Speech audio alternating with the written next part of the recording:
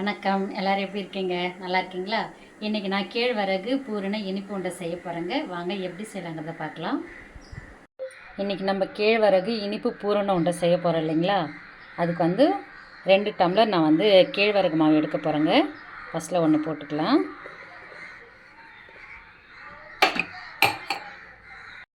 ரெண்டு டம்ளர் போட்டுக்கலாங்க. ஃபஸ்ட்டு 1 போட்டுட்டேன். இப்போ 2வது டம்ளர். இந்த உருண்டை மாவு கலக்கிறதுக்கு நல்லா சுடு தண்ணி கொதிக்க வச்சுருக்கேங்க. சூடாக இருக்குது. இதில் கொஞ்சமாக உப்புத்தூள் சேர்த்துக்கலாம்.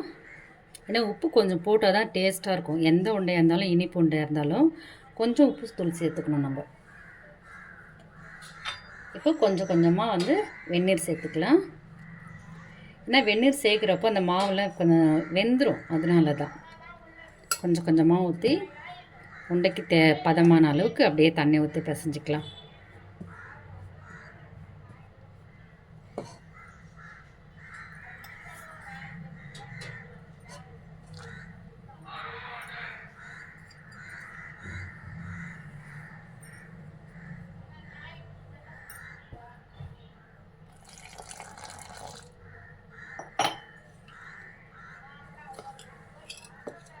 இந்த இனிப்பு பூரண உருண்டை ரொம்ப நல்லா இருக்குங்க.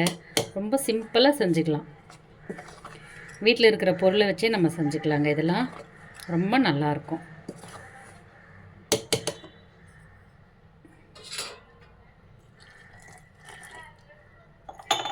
நம்ம உருண்டை பதத்துக்கு கலந்துக்கணும். இதை கொஞ்சம் தண்ணி சூடாக இருக்குது, அதனால தான் கரண்டு போட்டிருக்கேன். கொஞ்சம் ஆறின பிறகு நம்ம கையில் பிசைஞ்சிக்கலாம். கையில் பிசைஞ்சால் தான் கரெக்டாக வரும் நமக்கு.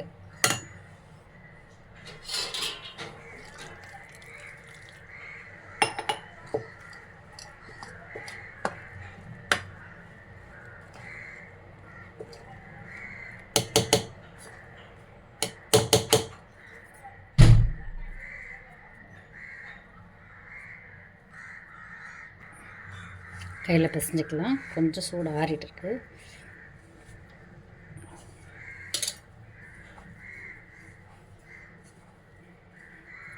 நம்ம கையில் பிசைஞ்சால் தான் தண்ணி எந்த அளவுக்கு இருக்குன்னு தெரியும். இல்லைன்னா நம்ம நிறைய ஊற்றிடுவோம் தண்ணி. இன்னும் கொஞ்சம் ஊற்றிக்கலாம்.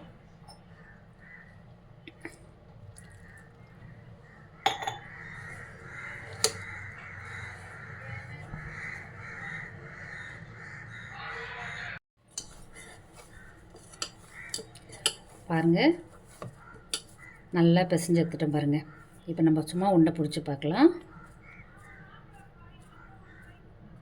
உள்ளே பூரணம் வைக்கணும் இல்லைங்களா? அந்த அளவுக்கு உருண்டை வருதான்னு பார்க்கணும். பாருங்கள், இப்போ நல்லா பூரணம் உள்ளே வச்சுட்டு நல்லா மூடி போட்டுலாம். நல்லா வரும் பாருங்கள். இந்த பதத்துக்கு நம்ம பிசைஞ்சு வச்சுக்கணும். இப்போது பூரணத்துக்கு தேவையான பொருள்லாம் பார்த்துக்கலாமா?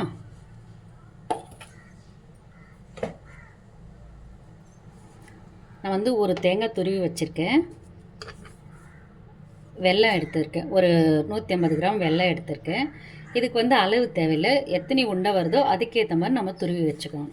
தேங்காய், வெல்லம், ஏலக்காய் இது எல்லாமே ரெடி பண்ணி வச்சுக்கணும். ஒரு 150 கிராம் கடலைப்பருப்பு நான் வேக வச்சுருக்கேங்க. இதை மத்து போட்டு நல்லா மசிச்சு எடுத்துக்கலாம்.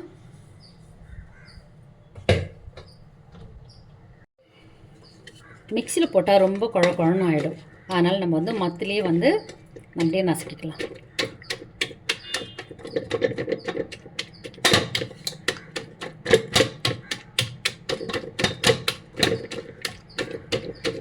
ஒரு 3/4 பாகம் இல்லைன்னா அரை பாகம் நசுக்கிட்டால் போதும். நம்ம உள்ளே தானே வைக்க போகிறோம். ஏன்னா முழுசாக வைக்கக்கூடாது. பாருங்கள், இந்த அளவுக்கு 3/4 பாகம் நசுக்கியிருந்தால் போதும். இப்போ நம்ம தேங்காய், வெல்லம், ஏலக்காய், இந்த கடலைப்பருப்பு வேக வச்சது இதையெல்லாம் சேர்த்து பிசைஞ்சு வச்சுக்கலாம்.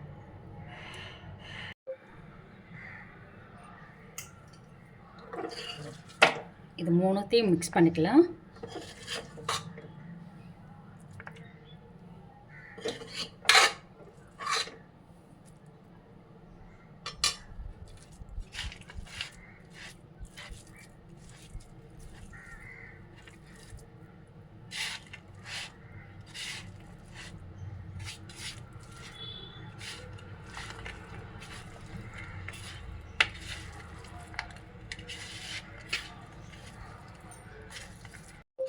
பாருங்கள், இந்த அளவுக்கு மிக்ஸ் பண்ணியிருந்தால் போதும். இப்போ நம்ம உருண்டை பிடிக்க ஆரம்பிச்சிடலாம். இப்போ ஒரு உருண்டையை பிடிக்க ஆரம்பிச்சிடலாங்க. இங்கே பாருங்கள், இந்த அளவுக்கு எடுத்துக்குங்க. அப்போ தான் கரெக்டாக இருக்கும். உங்களுக்கு பெருசாக வேணும்னா கூட அதுக்கேற்ற மாதிரி நீங்கள் பிடிச்சிக்கலாம்.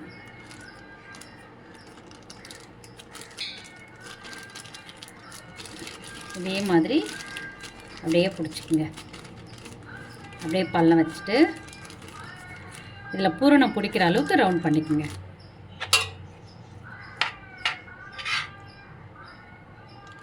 அவ்வளோதான்.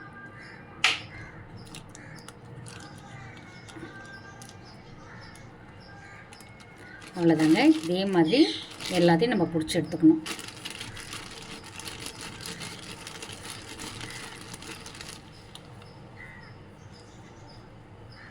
பாருங்கள், எவ்வளோ அழகாக வந்துடுச்சு பாருங்கள். ஒன்று ஒன்றா பிடிச்சி வச்சுக்கலாம்.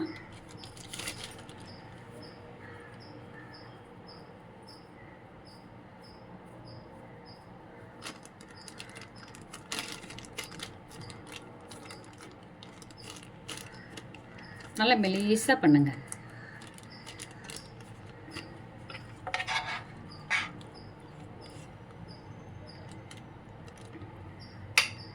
இதே மாதிரி நம்ம எல்லா உண்டையும் பிடிச்சிக்கலாம்.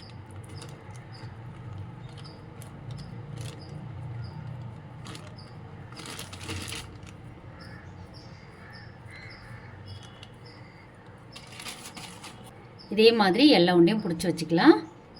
பாருங்கள், இந்த சைஸ் இருந்தால் நல்லாயிருக்கும். பாருங்கள், எல்லா உண்டையும் சூப்பராக பிடிச்சி எடுத்துட்டோம். இப்போ வந்து வேக வச்சிடலாம்.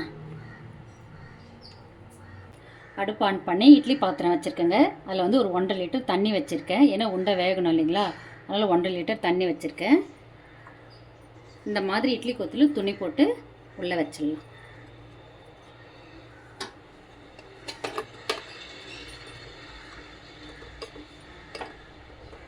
இப்போ ஒரு உருண்டையாக உள்ளே அடிக்கலாங்க.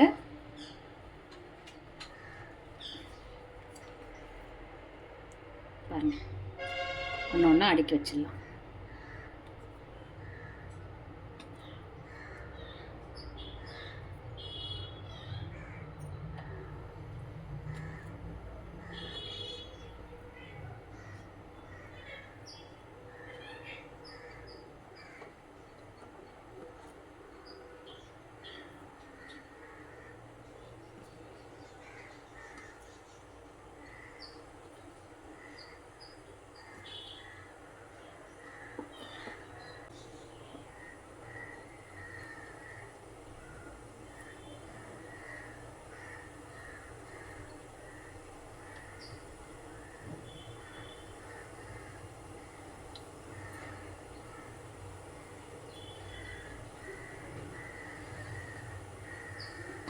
அவ்வளோதாங்க, எல்லாத்தையும் அடிக்கிட்டோம்.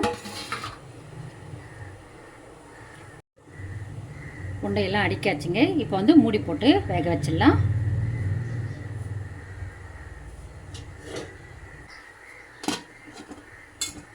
ஒரு 20 நிமிஷம் நல்லா வேகட்டுங்க. வெந்ததுக்கப்புறம் நம்ம திறந்து பார்க்கலாம். உண்டை எப்படி இருக்குன்னு பார்க்கலாம்.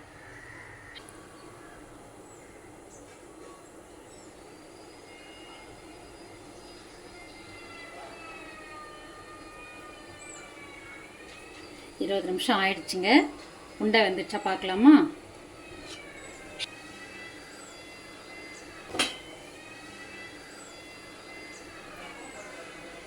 வெந்து வெடிப்பு விட்டுருக்கு பாருங்க.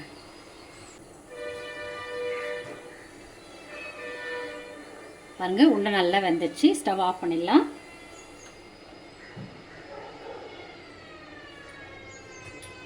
கொஞ்சம் ஆறட்டுங்க. ஒரு பாத்திரத்தில் எடுத்து மாற்றிக்கலாம்.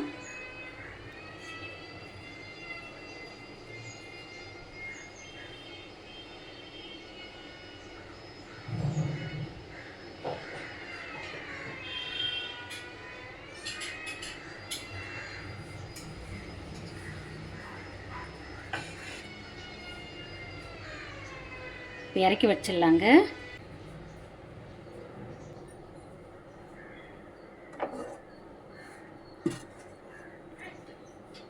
பாருங்கள், சூப்பராக ரெடி ஆயிடுச்சுங்க கேழ்வரகு பூரண இனிப்பு உண்டை இதே மாதிரி நீங்களும் உங்கள் வீட்டில் செஞ்சு பாருங்கள். ரொம்பவே நல்லாயிருக்கும். இந்த வீடியோ பிடிச்சிருந்தால் லைக் பண்ணுங்கள், ஷேர் பண்ணுங்கள், கமெண்ட் பண்ணுங்கள், மறக்காமல் சப்ஸ்கிரைப் பண்ணுங்கள். இன்னொரு வீடியோவில் பார்க்கலாம். இதை கண்டிப்பாக செஞ்சு பாருங்கள், ரொம்பவே நல்லாயிருக்கும்.